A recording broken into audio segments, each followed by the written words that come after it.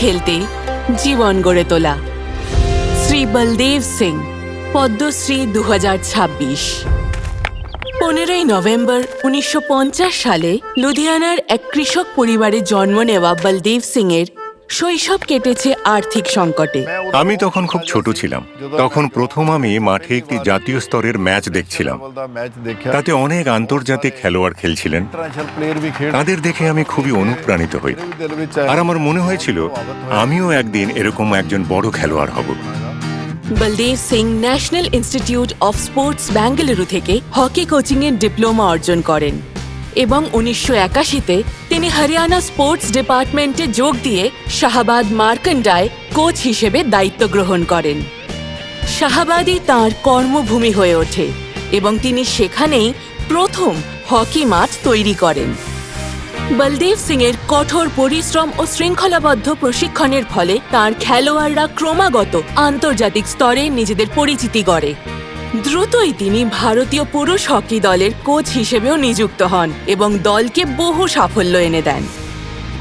আমি দেখলাম মেয়েরাও খেলতে চায়, তবে তাদের সামনে অনেক বাধা ছিল। আমরা তাদের পরিবারের সদস্যদের বোঝাই। উনি শিশুদের সহায়তার জন্য একটি বড় গাড়িও নিয়েছিলেন।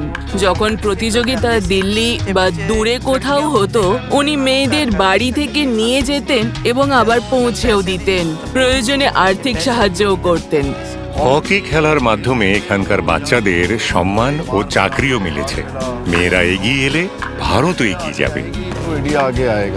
বলদেব সিং এর প্রশিক্ষণে মেয়েদের স্কুলের দলও বহু টুর্নামেন্ট জয় করেছে এবং পরবর্তীকালে দেশের গর্ব হয়ে উঠেছে। আমার জন্য উনি শুধু একজন কোচ ছিলেন না, উনি ছিলেন গাইড, মেন্টর আর বাবার মতো একজন মানুষ, যিনি আমাদের লাইফ নিয়ে সবসময় চিন্তা করতেন। সেই সময়ে আমাদের শাহাবাদের একটা কথা প্রচলিত ছিল, যদি কারো ঘরে মেয়ে জন্মায় তাকে বলদেব বাবুর মাঠে নিয়ে গেলে তার জীবন নিজে থেকে গড়ে উঠবে। শাহাবাদ থেকে এত খেলোয়াড় এসেছে যেই জায়গাটাকে লোকে হকির নার্সারি বলতে শুরু করে। 2017 সালে শ্রী বলদেব সিং ভারতের অলিম্পিক টাস্ক ফোর্সেও অন্তর্ভুক্ত হন এবং ভারতের ক্রীড়া দল নীতিমালায় অবদান রাখেন। আমার জীবনটাই হকি আর খেলোয়াড়দের জন্য।